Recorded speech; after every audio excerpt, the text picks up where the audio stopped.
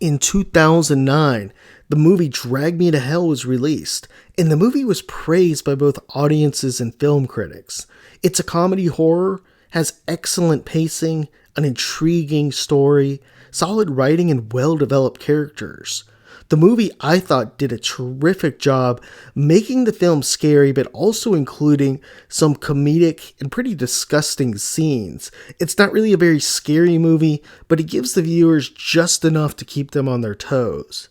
The movie centers around a young, ambitious loan officer named Christine Brown working at a bank. She's up for promotion, but in order to get it, needs to learn how to make the tough calls at her job. One day, an elderly, grotesque woman comes in and begs for an extension on her mortgage. Christine is faced with a tough decision and decides not to give her an extension.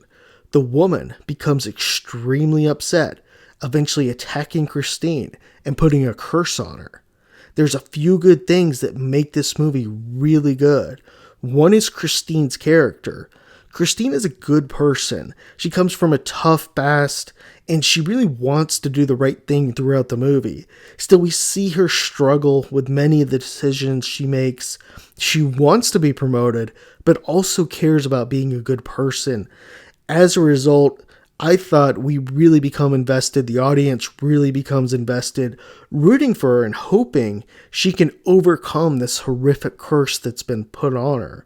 Now, one thing that happens in the movie that exemplifies this is when she's informed she can end the curse, but the only way to do this is to give away the cursed object, which is the button, to someone else. It's a tough dilemma, as whoever she gives the button to, or is going to be dragged to hell, condemned for all of eternity. Christine tries to do it, but she just can't, as she's just too kind of a person.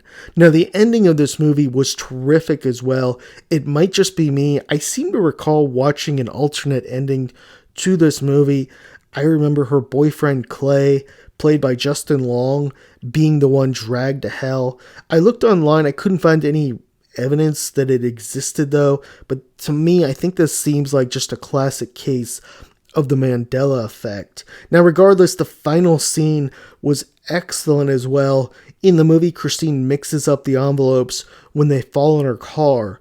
One envelope has the curse button, the other has Clay's 1929 Standing Liberty quarter, and Christine accidentally grabs the envelope with the quarter. She learns her fate while Clay is preparing to propose to her at the train station, and this is really a bittersweet moment as we can only sympathize with Christine and really how helpless she is.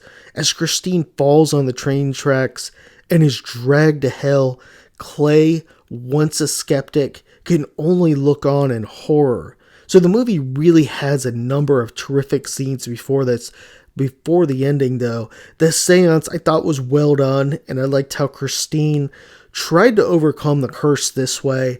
The scene where Christine tried to give the button at the old lady's grave was terrific and pretty funny too.